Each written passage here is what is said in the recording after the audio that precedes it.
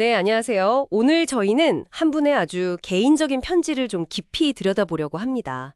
40대 직장인이자 또 엄마인 이분이 수십 년 동안 겪으셨던 깊은 고통, 절망, 그리고 그 끝에서 만난 어떤 놀라운 변화에 대한 아주 솔직한 이야기예요. 네, 이 편지가 복음학교라는 곳에서의 경험을 중심으로 쓰여졌어요.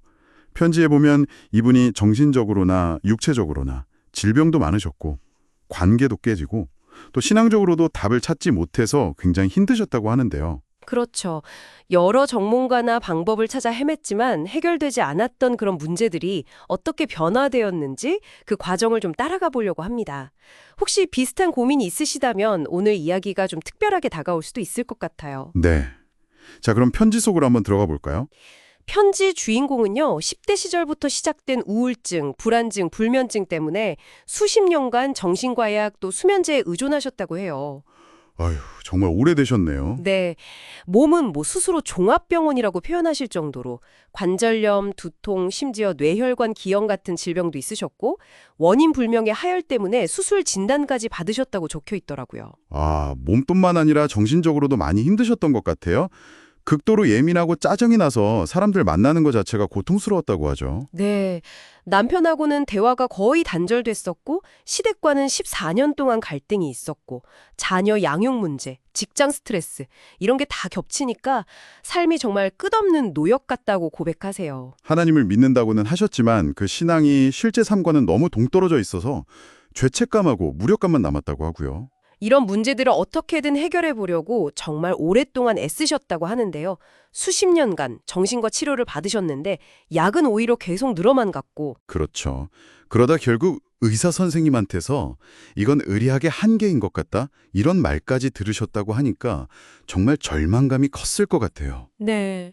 심리 상담이나 뭐 자기 개발, 명상 같은 다른 방법들도 시도를 안 해보신 게 아닌데 근본적인 병화는 없었다고 하고요. 교회에서의 신앙생활도 마찬가지였다고 해요.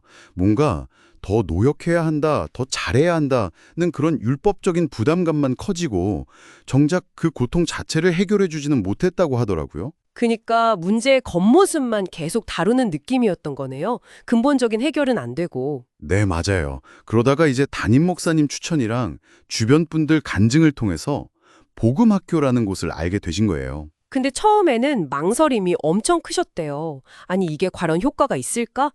특히 수십 년간 정신과 치료를 받아도 안 됐는데 이게 된다고? 이런 회의감이 드셨던 거죠. 그럴 만도 하죠. 시간 내는 것도 부담스러우셨을 테고요. 네. 하지만 편지에 보면 어쩌면 이게 하나님이 내려주신 마지막 동아줄일지도 모른다. 이런 절박한 심정으로 사묘를 결심하셨다고 나와요. 그리고 정말 놀라운 변화가 시작됐다고 기록되어 있습니다. 복음학교에 참여한 직후에요. 그동안 계속되던 하혈이 딱 멈췄다는 거예요. 와, 정말요? 네. 그래서 산부인과에 갔더니 수술이 필요 없다는 진단을 받았고 오히려 의사가 약물 부작용 가능성을 이야기하면서 정신과 상담을 다시 권유할 정도였다고 합니다. 이야, 근데 더 놀라운 건 수십 년 동안 이분을 치료했던 정신과 의사의 반응이에요. 아, 그 부분 저도 봤어요. 편지에 따르면 그 의사분이 약물 중단을 권하면서 아니 도대체 무슨 일이 있었던 겁니까? 이렇게 묻고는 복음학교 신청 방법을 문의했다는 거예요. 허허, 이건 뭐 의학적인 관점으로는 설명하기가 좀 어려운 그런 변화였다고 편지 쓰신 분은 느끼시는 것 같아요. 네, 이분이 복음학교에서 내가 예전에 알던 것과는 전혀 다른 차원의 복음을 만났다고 표현하시거든요. 그 핵심이 바로 테텔레스타이, 그러니까 다 이루었다, 이 선포였다고 해요.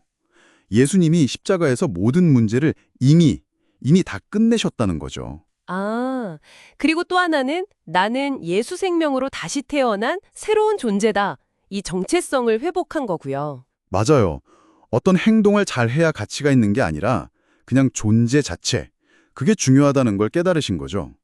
뭔가 내가 뭘 해야만 한다는 생각에서 벗어나게 되신 거예요. 단순히 생각만 바뀐 게 아니라 정말 존재 자체가 새롭게 인식된 거네요. 네.